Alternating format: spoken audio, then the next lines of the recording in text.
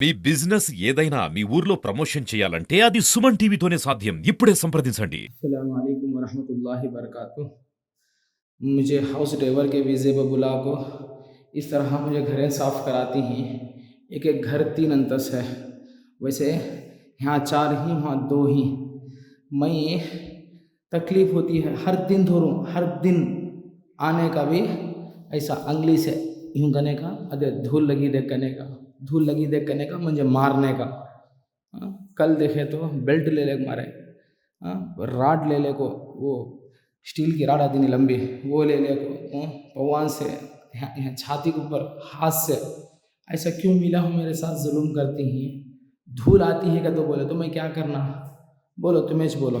एक एक घर मैं देखो नीचे दिखा दूँ मैं एक बार, देखो देखो यहाँ कितने बड़ा घर, कितने बड़े से 4, ये 4 वो 2 6 घर ही। मैं कितना का तो ये करना, अब वो धूल के बाद कितना भी धोन दे, कितना भी पोछन दे, धूल आती सोच, ऐसा धूल आती सोच, ये धूल ऐसे तो मुझे मारा तो ती क्या तो इंसाफ है। अब मैं कितना मेरे से हो सका मैं उतना क्लीन करता हूँ, वो फिर भी धूल आती है तो मैं क्या करना। तुम्हें बोलो दे, मेरी मदद करो। ये वीडियो तुम्हें भेजता हूँ मैं, क्या करती कि मेरे साथ तुम्हें इंसाफ करो।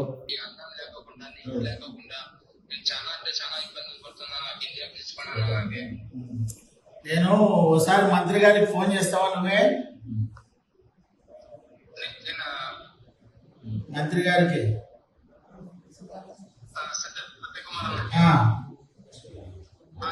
నెంబర్ చెప్తా, రాసుకో.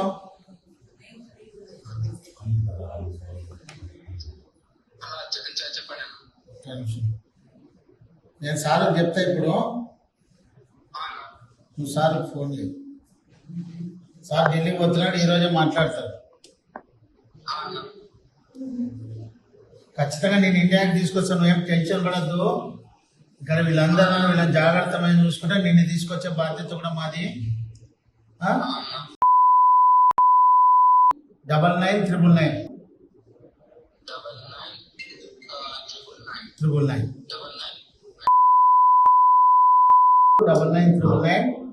నువ్వు ధైర్యంగా ఉన్నావు. సార్ ఢిల్లీకి వెళ్తున్నాడు, అక్కడ పోయి ప్రయాణ కేంద్ర ప్రభుత్వ అధికారులతో మాట్లాడతాడు. నువ్వు ఎటువంటి అంటే క్షణికావేశానికి పడి ఏమి చేసుకోవద్దు. నీకేం చిన్న హాని జరిగినా అది మేము చూసుకున్నాం, నువ్వు అట్లా టెన్షన్ పడద్దు. మోసం చేసిన మీద కూడా కేసు పెట్టిస్తాం. ఏం నువ్వు ధైర్యంగా ఉన్నావు. నేను ఎంత త్వరగా అయితే అంత త్వరగా, నీకు ఎంత త్వరగా అయితే అంత త్వరగా ఇండియాకి తీసుకొని వస్తాను, సరేనా? నేను సార్తో ఇప్పుడే మాట్లాడి నీ ఫోన్ లిఫ్ట్ చేయమని చెప్తాను. బ్రతుకు కోసం సౌదీకి వెళ్ళి డ్రైవర్ ఉద్యోగం ఇస్తామని చెప్పి ఇంటి పనులు చేపిస్తూ మానసికంగా వేధిస్తూ రోజు కొడుతూ అన్నం కానీ పెట్టుకోకుండా దాదాపుగా 2-3 నెలలు వేధించినారని, నన్ను ఇట్లా కుడుతున్నారని చెప్పి ఒక శిల్పి వీడియో తీసుకొని సోషల్ మీడియాలో పెట్టడంతో దానికి వెంటనే మంత్రి సత్యకుమార్ యాదవ్ స్పందించి వాళ్ళ కుటుంబ సభ్యులతో మాట్లాడి, భాషతో కానీ మాట్లాడి నిన్ను ఇండియాకి తప్పకుండా రప్పించే బాధ్యతని ఒక లెటర్ రాసి ఒక ఢిల్లీకి పంపించి కేంద్ర మంత్రితో మాట్లాడి ఈ రోజు క్షేమంగా వచ్చానంటే నేను సత్యకుమార్ యాదవ్ ద్వారా ఇండియాకి వచ్చానని చెప్తున్నాడు. భాష మరిన్ని వివరాలు భాషతో మాట్లాడదాం. పోయి అతని బిల్డింగ్ దగ్గర వదిలేసినాక ఆయన వెళ్ళిపోయినాక నేను ఏజెంట్కి ఫోన్ చేసిన, అన్నా నువ్వు నాకు చెప్పింది హౌస్ డ్రైవర్ వీసా అని చెప్పి, కానీ ఇతను నాకు ఇంట్లో పని చేసేకి అపార్ట్మెంట్లో కడిగేకి నాకు పెట్టుకుంటున్నాడు అన్న, ఇది ఏందన్నా నా సమస్య, నాకు అర్థం కాలేదన్నా అని చెప్పి. అక్కడ ఎలాంటి ప్రాబ్లమ్స్ ఎదుర్కొన్నాను, ఆడ ప్రాబ్లమ్స్ వచ్చి ఆ బిల్డింగ్లు కడగల్లా అంటాడు. నేను ఆటకి 10 నమాజ్ చదువుకొని స్టార్ట్ చేస్తే రాత్రి 11:30 12 అవుతుంటే ఆ 5 బిల్డింగ్లు కడిగేకి 5 గంటలకి 6 గంటలకు వచ్చేది. ఏళ్ళతో ఇట్లా అంటాడు, దుమ్ము తగులుతానే మొహం మీద ఉమ్మేది, నన్ను కొట్టేది, నన్ను తిట్టేది. మా అమ్మకి నేను ఆటికి అన్నా, మా అమ్మ చచ్చిపోయింది, మా అమ్మకి తిట్టద్దు అన్నా కూడా మా అమ్మకి తిడతాడు, నా భార్య పిల్లలకు తిడతాడు, నాకి తిడతాడు, ఎట్లా అంటే అట్లా కొడతాడు.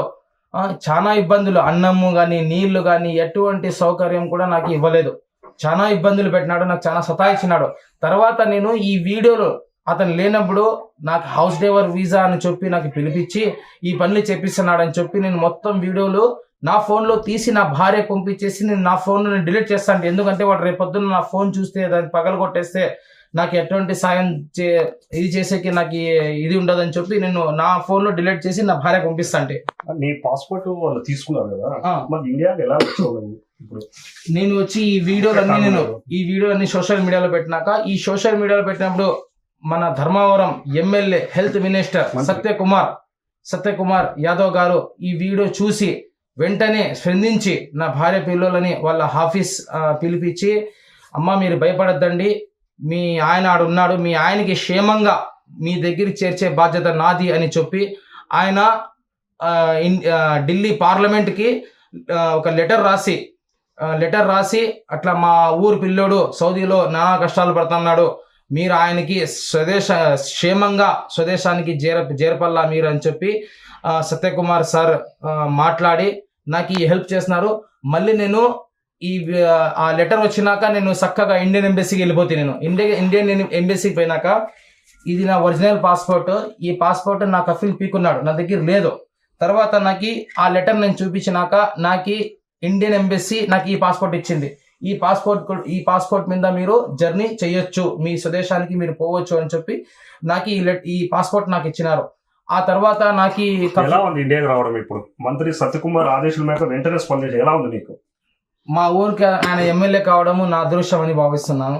ఆయన ఈ ఊరికి ఎమ్మెల్యే కావడము, అతను హెల్త్ మంత్రి కావడము నా ఒక అదృష్టం నాది, అంతే. ఇది లేదంటే నేను ఎట్లా కష్టాలు పడతా అంటున్నా, నేను ఏం లేదు, నాకు అర్థం కాలేదు. అల్లా దేవలా నేను ఆయన సత్యకుమార్ సార్ ఒక కృతజ్ఞతలతో ఆయనకు రుణపడి నేను ఉంటాను.